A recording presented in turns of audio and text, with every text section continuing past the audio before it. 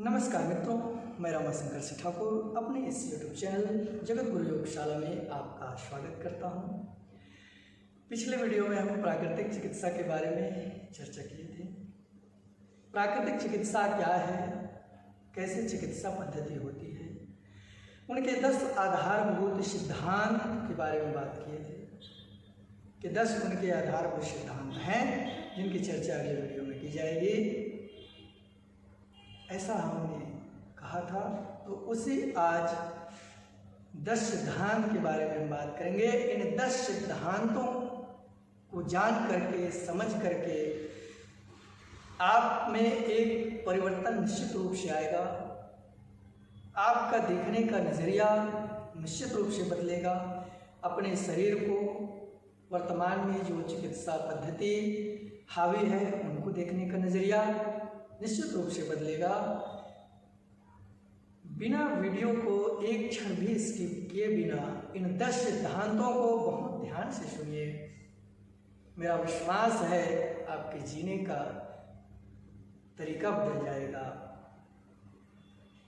आप अलग अनुभव करने लगेंगे अपने जीवन में। इन 10 सिद्धांतों को पढ़ करके, सुन करके और इनको अपने जीवन में अपना करके। तो सीधे चलते हैं। ये 10 सिद्धांत कौन कौन से हैं? पहले मैं 10 सिद्धांतों का एक बार नाम बोल रहा हूँ बारी बारी, फिर उनकी व्याख्या की जाएगी। तो पहला सिद्धांत है सभी रोग एक है, उनका कारण भी एक है और उनका उपचार भी एक है। जैसे पिछले वीडियो में हमने बताया था कि विजातीय द्रव्यों का इकट्ठा हो जाना ही रोग का कारण है। तो दूसरा सिद्धांत है तीव्र रोग शत्रु नहीं मित्र है। अब बाद में समझेंगे तीव्र रोग क्या होता है, जीर्ण रोग क्या होता है। तीसरा सिद्धांत है रोग का कारण कीटाणु नहीं है। चौथा सिद्धांत है प्रकृति स्वयं चिकित्सक है। प्रकृति खुद अपनी चिकित्सा करती है, मतलब शरीर खुद चिकित्सा करने में सक्षम है। ये चौथा सिद्धांत है। पांचवा सिद्धांत है चिकित्सा रोग की नहीं संपूर्ण शरीर की होती है। प्राकृतिक चिकित्सा में चिकित्सा रोग की नहीं, कोई रोग विशेष की नहीं, संपूर्ण शरीर की चिकित्सा की जाती है।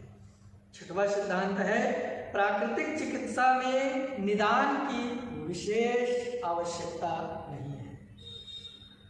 सातवां सिद्धांत है जीर्ण रोग के आरोग्य में समय लगता है। तीव्र रोग और जीर्ण रोग 2 है की चर्चा करेंगे बाद में। जीर्ण रोग के आरोग्य में समय लग सकता है, यह 7वां सिद्धांत है। 8वां सिद्धांत है प्राकृतिक चिकित्सा में दबे रोग उभरते हैं। 9वां सिद्धांत है प्राकृतिक चिकित्सा में मन, शरीर तथा आत्मा तीनों की चिकित्सा की जाती है। 10वां और अंतिम सिद्धांत है प्राकृतिक चिकित्सा में उत्तेजक औषधियों का सेवन बिल्कुल भी नहीं किया जाता है। तो चलते हैं पहले सिद्धांत की ओर, उनको समझने का प्रयास करते हैं। क्या कह रहा है पहला सिद्धांत? तो सभी रोग एक है, उसके कारण भी एक है और उपचार भी एक ही है। तो हम पिछले वीडियो में भी पढ़ चुके हैं, मैं बता चुका हूँ कि रोग का एकमात्र कारण प्राकृतिक चिकित्सा में विजातीय द्रव्यों का इकट्ठा हो जाना, उनका संग्रह हो जाना, शरीर में जमा हो जाना। उनका उपचार क्या होगा? फिर रोग तो एक हो गया, कारण क्या हो गया? विजातीय द्रव्यों का जमा होना। उपचार क्या हो जाएगा? तो विजातीय द्रव्य शरीर से बाहर निकाल दो किसी भी प्रकार से, तो उपचार हो जाएगा। तो सभी रोग एक हैं। जैसे कोई बाहरी चोट लग गया या कोई वातावरण से कोई और आया हो तो वो उसकी चिकित्सा नहीं की जा सकती, लेकिन अधिकांशतः रोग का कारण एक है, उनकी चिकित्सा भी एक ही है। विजातीय द्रव्यों का संग्रह हो जाना, जैसे रोग का कारण एक है कह रहे हैं, फिर अनेक नाम है रोग के, ये क्या है इसके पीछे लॉजिक? तो भैया जैसे दूध एक होता है, वो दूध से ही दही बनती है, छाछ निकलता है, मक्खन निकलता है, उसी दूध से ही घृत भी निकलता है। तो वैसे ही एक विजातीय द्रव्य के इकट्ठा होने से, शरीर के अलग अलग स्थानों में चले जाने से अनेक प्रकार के रोग उत्पन्न हो जाते हैं। ये शरीर भी तो एक मशीन ही है, मशीन की तरह ही तो चल रहा है। तो हम अपने गाड़ी का कितना ध्यान रखते हैं? 1 लाख रुपए की गाड़ी है, कितना ध्यान देते हैं? समय पे सर्विसिंग, ऑयल ग्रीसिंग सब ध्यान देते हैं, लेकिन ये शरीर के प्रति उतना भी नहीं। जो एक एक किडनी, एक एक आंख, एक एक पता नहीं अरबों खरबों करोड़ों रुपए का, अरबों रुपए का ये शरीर हो जाएगा। करोड़ रुपए में भी अगर आपको एक आंख मंगे तो आप नहीं दोगे। इतनी कीमती शरीर, फिर भी जरा सा ध्यान, जरा सा देखभाल नहीं। सोचना है सबको अपने शरीर के बारे में। शरीर माध्यम खल धर्म साधनम, ये शरीर ही तो है जिसमें समस्त धर्मों का सभी लक्ष्यों की पूर्ति कर सकते हैं। जीवन में जो भी चाहते हैं वो स्वस्थ शरीर, एकाग्र मन से ही संभव है। तो हमारा प्रथम दायित्व बनता है कि अपने शरीर को स्वस्थ रखें। स्वस्थ शरीर में ही स्वस्थ मन का वास होता है, और स्वस्थ शरीर और प्रसन्न मन का व्यक्ति चाहे तो दुनिया में कुछ भी कर सकता है। तो ये मशीन है शरीर, जैसे मशीन का हम ध्यान रखते हैं, गाड़ी का, कार सबका ध्यान रखते हैं, वैसे शरीर का भी ध्यान रखना चाहिए। जैसे शरीर गाड़ी का ध्यान नहीं रखते हैं तो उनमें भी खराब हो जाती है, मशीन काम करना बंद कर देती है, कहीं रास्ते पे ही अचानक रुक जाती है, वो हमारी लापरवाही की वजह से। वैसे ये शरीर में भी दिन रात चल रहा है शरीर के अंदर जो यंत्र लगे हुए हैं वो अनवरत कार्य कर रहे हैं। हम सोए हुए हैं तब भी जाने अनजाने हर क्षण कार्य कर रहा है, तो उसमें भी खराबी आती है, उसमें भी इकट्ठा होता है शुद्धियां, जंक उनमें भी लगता है। ये जंक, ये शुद्धियां, ये विजातीय द्रव्य है, और इन विजातीय द्रव्यों को बाहर करने का भी उपाय शरीर के पास है। उत्सर्जन तंत्र बनाया हुआ है जिनके माध्यम से शरीर के जितने भी मल हैं, विषाक्त हैं, जो विष जमा हुए शरीर उनको बाहर निकाला जाता है। मल के द्वारा, मूत्र के द्वारा, पसीने के द्वारा शरीर को स्वस्थ रखा जाता है। जो मल जमा हुआ है उनको बाहर किया जाता है। शरीर स्वयं चिकित्सक है, आगे पढ़ेंगे, प्रकृति स्वयं चिकित्सक है, आगे सिद्धांत पढ़ेंगे। तो जब मशीन, ये शरीर मशीन है, इनमें भी विजातीय द्रव्य जमा होते हैं, तो इनका भी ध्यान रखना चाहिए, इनको दूर करने का उपाय करना चाहिए। सभी रोग एक है, कारण एक है, उपचार एक है, ये हमारा पहला सिद्धांत है। जैसे शरीर हमारे कब्ज हुआ, ठीक है, कब्ज एक कारण है, कब्ज के चलते ही अपच होने लगता है, गैस बनने लगती है, एसिडिटी, आगे चलकर ये बवासीर बनने लगता है, फीसन रोग हो जाता है। कारण एक है, कौन सा कारण? आंत में मल इकट्ठा हो गया, विजातीय द्रव्य इकट्ठा हो गया, उसी के चलते कब्ज हुआ, जिसके कारण बवासीर हो गया। अंत में इनका व्यापक रूप इतना हो जाता है कि रक्त को अशुद्ध कर देता है, और रक्त शुद्धि होने से चर्म रोग भी हो जाता है। विजातीय द्रव्य जब इकट्ठा होते हैं तो कुछ देर बाद सड़ने लगता है, वहां विष बनने लगता है, और वो पूरे शरीर में फैलने लगता है। कभी हृदय गति को बढ़ा देता है, कभी श्वास संबंधी परेशानी पैदा कर देता है। कारण एक है, आंत में मल इकट्ठा हो गया है, वो बाहर नहीं हो पाया है। इसलिए कहते हैं पेट सफा हर रोग दफा। इसको मध्य प्रदेश का ये इसीलिए कहा जाता है कि पेट ही यहाँ सब पूरे शरीर का डिस्ट्रीब्यूटर है, ये सही तो सब कुछ सही है। तो ये पहला सिद्धांत है, सभी रोग एक है, उसका कारण एक है, उसके उपचार भी एक ही है। ये पहला सिद्धांत है। कारण है विजातीय द्रव्यों का इकट्ठा होना, उनका शरीर से बाहर निकाल देना, उनका उपचार है। दूसरे सिद्धांत की ओर चलते हैं। दूसरा सिद्धांत है हमारा, तीव्र रोग शत्रु नहीं मित्र है।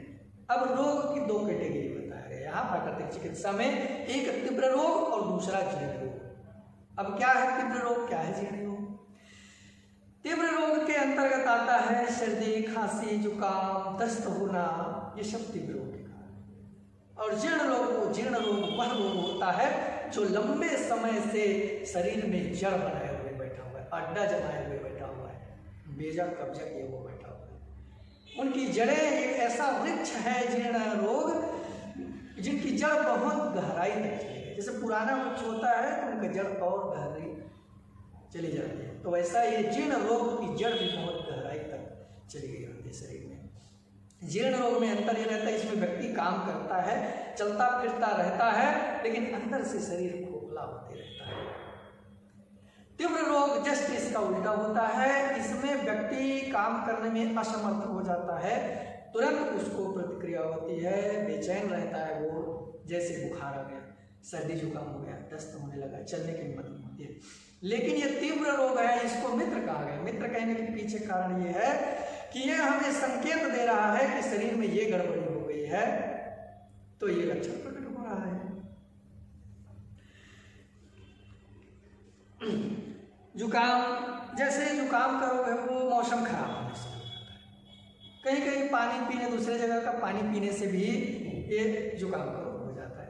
लेकिन हम इतने बेचैन हो जाते हैं कुछ ही क्षण में कि तुरंत टेबलेट लेके खा लेते। अब हुआ क्या, वो जो विषाक्त जो था हमारे शरीर में जो निकल रहा था, जो शरीर खुद साफ कर रहा था अपने अंदर की गंदगी को, उसको हमने वहीं टेबलेट खा के रोक दिया, वो वहीं का वहीं जमा रहा। फिर अब वो था तो जुकाम, लेकिन अगर हम उसको रोक दिए तो वही आगे चल के क्या हो जाएगा, अस्थमा में परिणत हो जाएगा, ब्रोंकाइटिस हो जाएगा, साइनस की रोग हो जाएगा।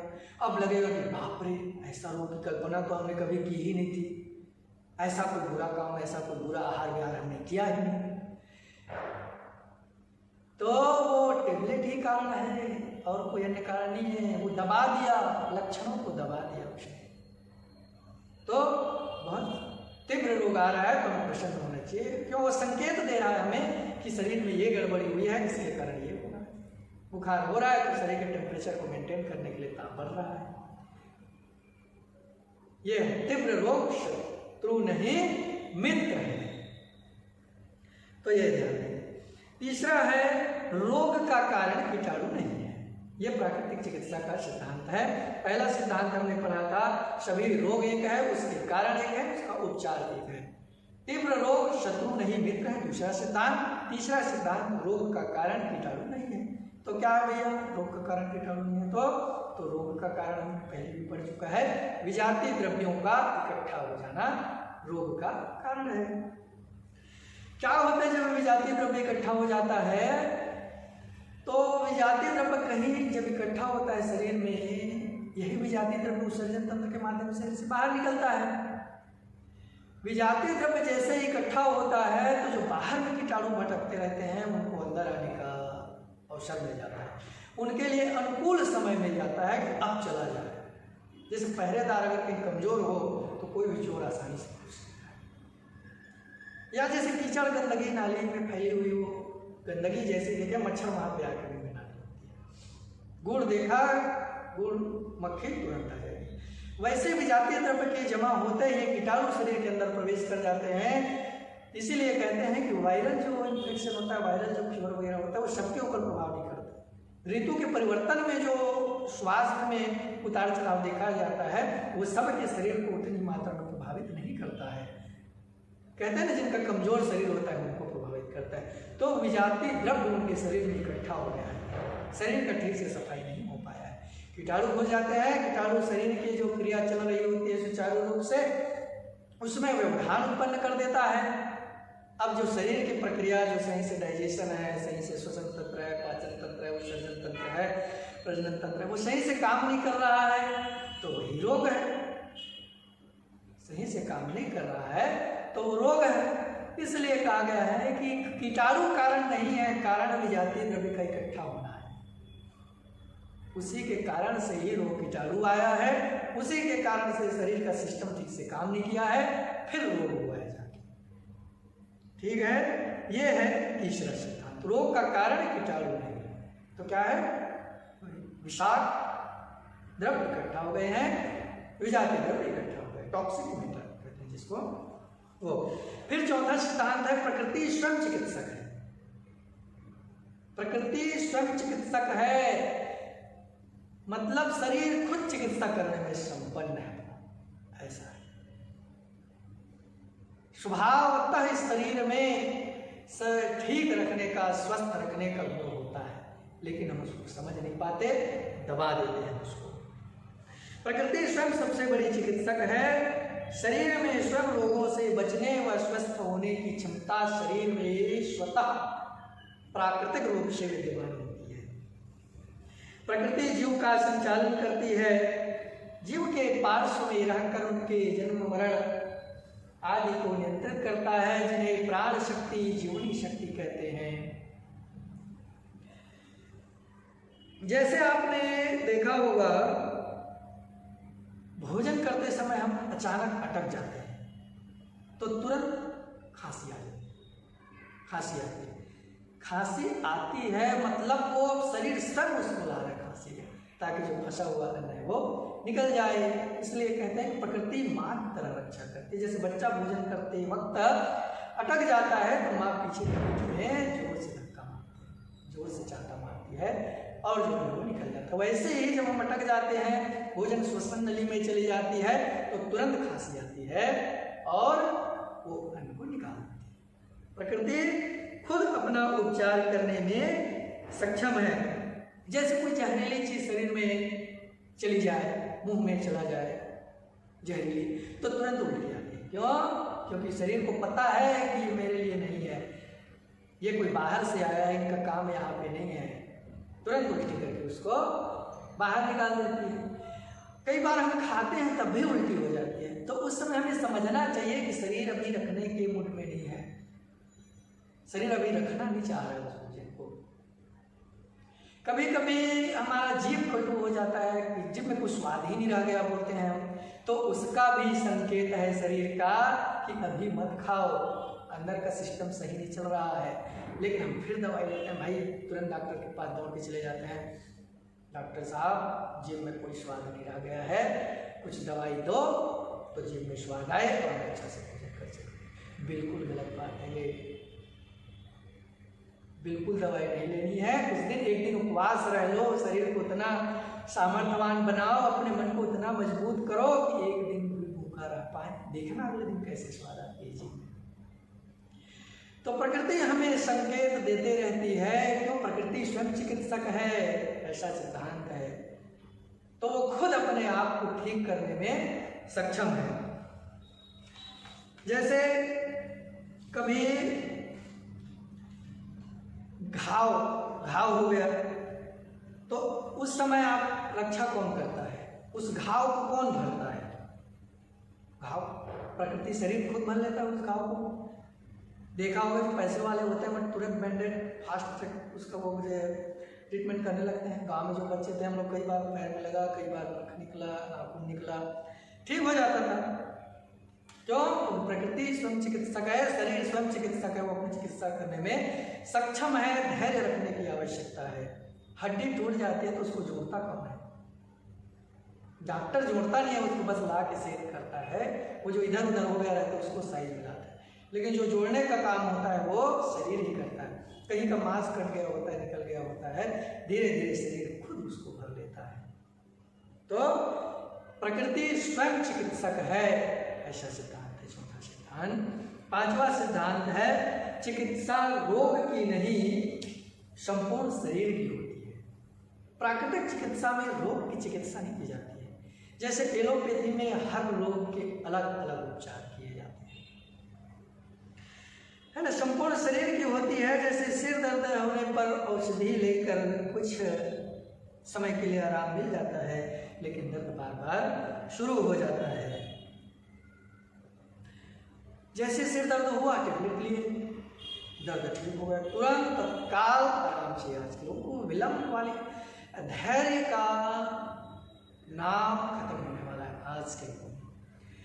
कुछ भी दर्द हुआ तुरंत टेबलेट, आंख दर्द, नाक दर्द, दांत दर्द, सिर दर्द, पैर दर्द, तुरंत टेबलेट। और आपको पता होगा सभी दर्द का एक ही दवा होता है वहाँ पे, कहते हैं ना सभी दर्दों की एक ही दवा, तो एलोपैथी के पास है।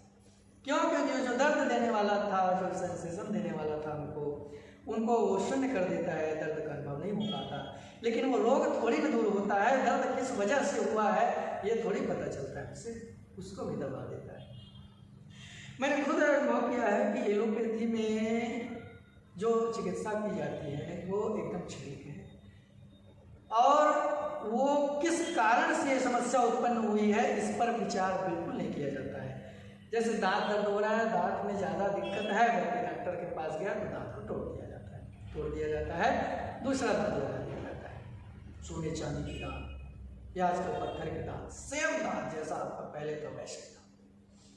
बाल काला खराब, बाल पर गया डाई करा, आँख खराब हुआ चश्मा लगा। ये एलोपैथी का इलाज है। क्यों हुआ, किस कारण से हुआ, इसमें तनिक भी विचार न करते हुए तुरंत उस रोग का इलाज किया जाता है। लेकिन प्राकृतिक चिकित्सा में रोग की चिकित्सा नहीं की जाती, संपूर्ण शरीर की चिकित्सा की जाती है। एलोपैथी में सक्सेस है, उसका कारण एक है क्योंकि इसको ज़्यादा सुलभ बनाया गया है सरकार के माध्यम से। प्राकृतिक चिकित्सा, आयुर्वेद, इनको वो प्राथमिकता नहीं दी जा रही है। व्यक्ति में भी जो धैर्य है, सहन शक्ति है, वो कम होते जा रहा है। दुनिया को वैसा ही बना दिया गया है, हर लोग की दवा है। तो लेकिन प्राकृतिक चिकित्सा में ऐसा नहीं है, जड़ से खत्म करता है। वो जानता है कि सिर दर्द हुआ है तो कहाँ से हुआ है, कैसे हुआ है। कहीं पेट में कब्ज तो नहीं है, कब्ज का इलाज करेगा, आंत की सफाई करेगा, सिर दर्द खत्म, शरीर में जहाँ कहीं भी दर्द है सब खत्म। विजातीय द्रव्य जमा हुआ है शरीर में, कहीं ना कहीं जमा तो हुआ ही होगा, इसीलिए शरीर में प्रभाव दिख रहा है। तो उस विजातीय द्रव्य को ढूंढ करके उसको बाहर निकाला जाता है और शरीर स्वस्थ हो जाता है। यहाँ जैसे कब्ज है, कब्ज के लिए अलग, एसिडिटी के लिए अलग, बवासीर के लिए अलग, सबका अलग अलग इलाज, अलग अलग मशीन। लेकिन प्राकृतिक चिकित्सा का मानना है कि एक कारण है विजातीय द्रव्य जमा हुआ है, भाई विजातीय द्रव्य को निकाल दो ठीक हो जाएगा। आंत में मल जमा हुआ है, विजातीय द्रव्य आंत में इकट्ठा है, जो सड़ रहा है, विष बन गया है, उन्हीं के प्रभाव से कब्ज हुआ है, अपच हुआ है, एसिडिटी हुई है, बाद में वही चर्म रोग हुआ है। तो संपूर्ण शरीर की चिकित्सा की जाती है इसमें। ये फिर छठा सिद्धांत है, प्रत्येक प्राकृतिक चिकित्सा में निदान की विशेष आवश्यकता नहीं है। ठीक है, क्यों? क्योंकि हमें पता है प्राकृतिक चिकित्सा में कि रोग का कारण एक है, उनका उपचार एक है। तो भांति के रोग के लिए अलग अलग मशीन और उपकरण की आवश्यकता नहीं है।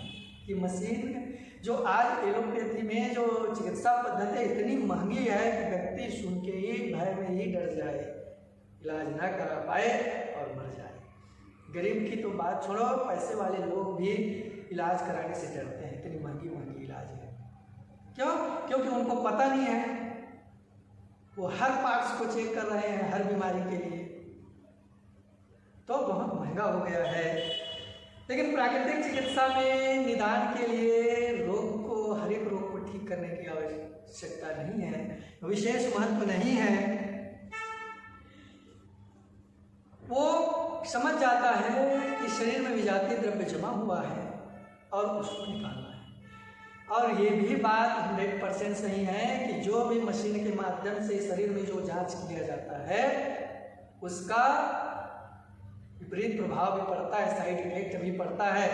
एक्सरे कराने से आंख की रोशनी प्रभावित होती है, गर्भाशय प्रभावित होता है, बच्चा अपंग भी पैदा हो सकता है। ये सब कमियां हैं एलोपैथी में। प्राकृतिक चिकित्सा का अनुसरण करके हम बहुत आसानी से अपना जीवन यापन कर सकते हैं। अब आ जाते हैं, सातवां हमारा सिद्धांत है, जीर्ण रोगी के आरोग्य में समय लगता है। तीव्र रोग तो बता दिए थे कि सर्दी, खांसी, जुकाम, दस्त, बुखार, ये सब तीव्र रोग के अंतर्गत था। जीर्ण रोग में जो लंबे समय से शरीर में जड़ बनाए हुए बैठे हुए हैं, अड्डा बनाए हुए हैं, कब्जा किए हुए हैं, वो लोग, उनका इलाज करने में समय लगेगा। क्यों? क्योंकि उनकी जड़ गहराई तक नहीं हुई है। भाई जो लंबे समय से रहे उसको कैसे ऐसे भगा सकते हो? उसकी प्रक्रिया होगी कुछ, तो वो प्रक्रिया इसमें भी करना पड़ता है। तो रोग लंबे समय से बैठा हुआ रहता है। यह रोग ना तो जल्दी आता है और ना ही जल्दी जाता है। एलोपैथी क्या करता है, जो रोग का जड़ होता है उसमें ध्यान नहीं देता है, तने को काटने का प्रयास करता है, तने को काटते जाता है। तने को काटने का आशय, वो जो रोग का लक्षण है उसको दबाते जाता है,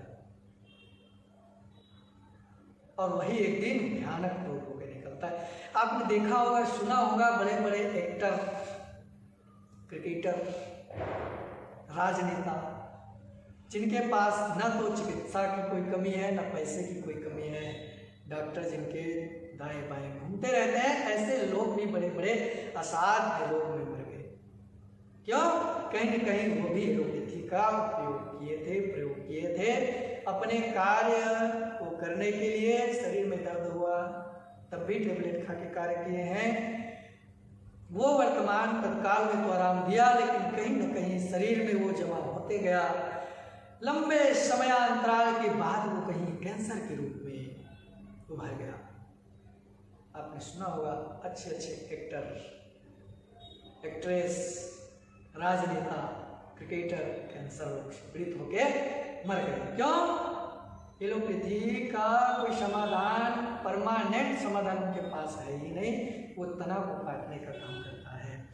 जीर्ण रोग है तो उसमें समय लगेगा, ये हम सिद्धांत पढ़ रहे हैं। जीर्ण रोगी के आरोग्य में समय लगता है।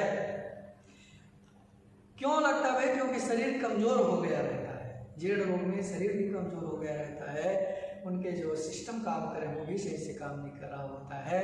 धीरे धीरे उनको ऊर्जा मिलती है, धीरे धीरे काम करता है, जो विषाक्त द्रव्य है वो धीरे धीरे निकलता है, फिर शरीर स्वस्थ होता है। आप खुद अनुभव किए होंगे कि एलोपैथी दवा खा कितनी आदत पड़ चुकी है कि 250 mg का काम ही नहीं कर रहा है, 500 mg का ही काम करता है। तो क्या है, शरीर की क्षमताएं कम हो गई हैं, शरीर के अंदर जो है हमारे ऑर्गन वो कमजोर हो गए हैं, दुर्बल हो गए हैं। तो जीर्ण रोगी के आरोग्य में समय लगता है, तीव्र रोग जल्दी ठीक हो जाता है। क्यों समय लगता है? क्योंकि इनके बहुत लंबे समय से ये रोग चल रहा होता है, इनकी जड़ें काफी गहराई में होती है, इसलिए। फिर 8वां है, प्राकृतिक चिकित्सा में दबे रोग उभरते हैं। प्राकृतिक चिकित्सा में दबे रोग उभरते हैं, जिससे रोगी को अविश्वास होने लगता है कि मेरा रोग मर रहा है। ऐसी बात नहीं है। पहले हम जो दबाए हुए हैं औषधि का प्रयोग करके उनको, जैसे अब सामान्य ज्वर की चिकित्सा की जाती है तो उस समय सिर दर्द, पेट दर्द, दस्त भी हो सकता है। क्यों हो सकता है? क्योंकि जब सिर दर्द हुआ है तब भी हम उसको दबाए हैं, औषधि लेकर, पेट दर्द हुआ है तब भी दबाए हैं, दस्त हुआ है तब भी दबाए हैं, तब जाके ज्वर। अब ज्वर की चिकित्सा प्राकृतिक चिकित्सा के माध्यम से की जा रही है तो ये संभावना है कि आपका सिर दर्द फिर हो, पेट दर्द फिर हो और दस्त भी। उसके बाद जो आपको आरोग्य लाभ मिलेगा वो फिर सालों साल, 2 साल तक भी आपको वो समस्या नहीं होगी, इतनी जड़ से खत्म होती है। मैंने खुद अनुभव किया है, कई बार दस्त हुआ है मेरा तो मैं टेबलेट नहीं लिया हूँ, 24 घंटा तक भले ही बेहोश पड़ा हूँ इस तरह। क्यों? क्योंकि मैं सिद्धांत को पढ़ा था, मुझे विश्वास था कि शरीर स्वयं ठीक करेगा। मैं पढ़ा रहा, आराम करो जब शरीर खराब हो रहा है तो, फिर उसके बाद देखना जब स्वस्थ हो गया, 24 घंटे 48 घंटे बाद जब पूर्ण रूप से मल आपका पेट से साफ हो जाएगा, तब जब आपका जो स्वास्थ्य ठीक होगा उस आनंद का अनुभव करके देखना। कभी टेबलेट से तो ठीक होकर जो अनुभव किए वो किए हो, एक बार ऐसे ठीक होकर देखना और अपना अनुभव शेयर करना। तो प्राकृतिक चिकित्सा में दबे रोग उभरते हैं। 9वां है, प्राकृतिक चिकित्सा में शरीर, मन और आत्मा की चिकित्सा की जाती है। क्यों? ये शरीर जो है ये केवल शरीर ही नहीं है, ये हाथ पैर आँख कान नाक इतना ही नहीं है, इसके अंदर भी कुछ है जो हमें दिखाई नहीं देता है। मन है और आत्मा भी है। ये कैसे है, इन विषय में मैं ज़्यादा चर्चा नहीं करूँगा। अभी है, आप लोग को अनुभव होगा। शरीर और मन का तो होगा ही होगा, आत्मा का हो सकता है ना। आपने पढ़ा होगा कहीं या सुना होगा कि शरीर शारीरिक रोग होने से मानसिक रोग भी हो जाता है धीरे धीरे, और मानसिक रोग होने से शारीरिक रोग हो जाता है।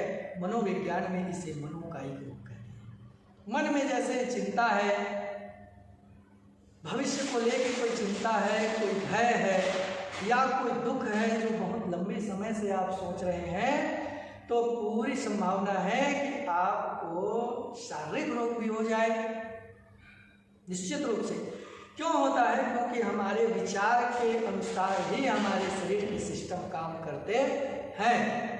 आपने अनुभव किया होगा, नहीं किया है तो मैं बता रहा हूँ आपको कैसे काम करते हैं। जैसे आपको बहुत भूख लगी हो, आप बैठ गए हैं भोजन करने के लिए, थाली सामने रखी हो, उसी समय कोई अप्रिय सूचना आपको मिल जाए किसी प्रियजन की मृत्यु का या एक्सीडेंट का, तुरंत आपका भूख कहाँ जाएगी आपको पता नहीं चलेगा। भूख बिल्कुल नहीं लगेगी।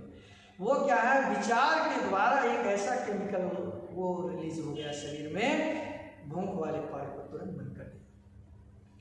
कहने का भाव ये है कि विचार में वो ताकत है जो रोग पैदा कर सकता है शरीर में, और स्वास्थ्य पैदा कर सकता है, आरोग्य लाभ दे सकता है। तो इतनी ताकत है हमारे मन में, शरीर में और आत्मा में भी।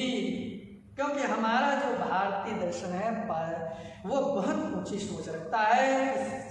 भारत भूमि में जन्म लेने वाले व्यक्ति का उद्देश्य मोक्ष प्राप्ति होता है, जीवन का चरम लक्ष्य मोक्ष प्राप्त करना होता है, और बिना आत्मज्ञान के, आत्मा के अस्तित्व के ज्ञान के बिना हम मोक्ष प्राप्त नहीं कर सकते। इसलिए आत्मा की भी चिकित्सा की जाती है। प्राकृतिक चिकित्सा वही बताया, शरीर मन और आत्मा की चिकित्सा। स्वास्थ्य की परिभाषा में भी हम आयुर्वेद में पढ़ते हैं, समदोष समाग्निश्च समधातु मलक्रियः प्रसन्नात्मेन्द्रिय मनः स्वस्थ इत्यभिधीयते। प्रसन्न आत्मा इंद्रिय मन, आत्मा इंद्रिय और मन प्रसन्न हो, उसको स्वास्थ्य कहते हैं। समदोष, तीनों दोष समान हो, सभी अग्नियां समान हो, वात पित्त कफ सम अवस्था में हो, प्रसन्न आत्मा मन और इंद्रिय प्रसन्न हो, तब हम स्वस्थ होंगे। तो इसलिए प्राकृतिक चिकित्सा में भी शरीर मन और आत्मा के एक साथ चिकित्सा की बात की जा रही है, न कि कोई रोग विशेष, न कि शरीर, न कि मन, तीनों की चिकित्सा। अगला सिद्धांत, 10वां सिद्धांत, अंतिम सिद्धांत है हमारा। प्राकृतिक चिकित्सा में उत्तेजक औषधियों के सेवन का प्रश्न है। इसमें बाहर से कोई औषधि का प्रयोग किया जाए ऐसा बिल्कुल नहीं। क्यों नहीं है? क्योंकि पता है कि सभी रोग का कारण, रोग एक है, उसका कारण एक है, उसका उपचार एक है। तो पता होता है शरीर में विजातीय द्रव्य इकट्ठा होता है, इस कारण रोग होता है, तो उस विजातीय द्रव्य को इन प्रकार शरीर से बाहर निकालना है। जल चिकित्सा, सूर्य चिकित्सा, भाप के द्वारा, मिट्टी स्नान के द्वारा, योग के द्वारा ये सब चिकित्सा किया जाता है। जो शरीर में विषाक्त द्रव्य जमा है उनको बाहर निकाला जाता है और शरीर स्वस्थ हो जाता है। तो ये रहा 10 सिद्धांत। मैंने तो इस सिद्धांत को पढ़ के अपने जीवन में बहुत कुछ पाया है, बहुत कुछ अच्छा अनुभव किया है, जीने का ढंग बदला है। विश्वास है मुझे आपको भी ये सिद्धांत सुन के अपने जीवन में अनुकरण करेंगे और स्वस्थ शतायु दीर्घायु जीवन व्यतीत करेंगे। पुनः एक बार इन सिद्धांतों को स्मरण कर लेते हैं। पहला सिद्धांत था क्या? सभी रोग एक है, उनका कारण एक है और उनके उपचार भी एक है। दूसरा सिद्धांत था तीव्र रोग शत्रु नहीं मित्र है। तीसरा सिद्धांत रोग का कारण कीटाणु नहीं है।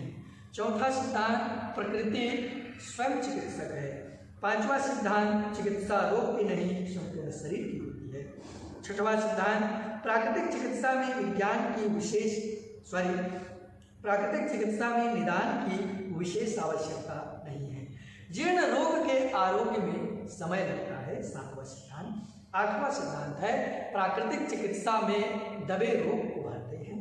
नौवां सिद्धांत है प्राकृतिक चिकित्सा में मन, शरीर तथा आत्मा तीनों की चिकित्सा की जाती है। 10वां और अंतिम सिद्धांत था प्राकृतिक चिकित्सा में उत्तेजक औषधियों के सेवन का कोई प्रश्न नहीं है। ये रहा 10 सिद्धांत। विश्वास से सिद्धांत के पालन से आप अपना सुखमय जीवन व्यतीत करेंगे। आपके मेडिकल का खर्च भी कम हो जाएगा। निश्चित रूप से आप अगर अभी नहीं रह पा रहे हैं एलोपैथी के बिना तो कोई बात नहीं, धीरे धीरे इन सिद्धांतों को समझें, अनुकरण करें, अपने बच्चों को बताएं, अपने आस पड़ोस के मित्रों को बताएं कि ऐसा भी चिकित्सा होता है। और सब जानते भी हैं, इनसे अनजान ऐसी बात नहीं है। गाँव के सब पुराने बुजुर्ग लोग जानते हैं इसको। आप सबसे आग्रह है इस चिकित्सा पद्धति को अपनाएं, जीवन को स्वस्थ बनाएं, शतायु दीर्घायु जीवन व्यतीत करें, 100 वर्ष तक कर्म करते हुए जीवन व्यतीत करें। धन्यवाद मित्रों। वीडियो अगर पसंद आए तो लाइक, सब्सक्राइब और शेयर करना ना भूलिएगा, क्योंकि ये ज्ञान का प्रवाह होता रहे। हमें जैसे मिला हमने आपको दिया, आप भी किसी दूसरे को देते रहें। धन्यवाद। आज बस इतना ही। नमस्कार। धन्यवाद।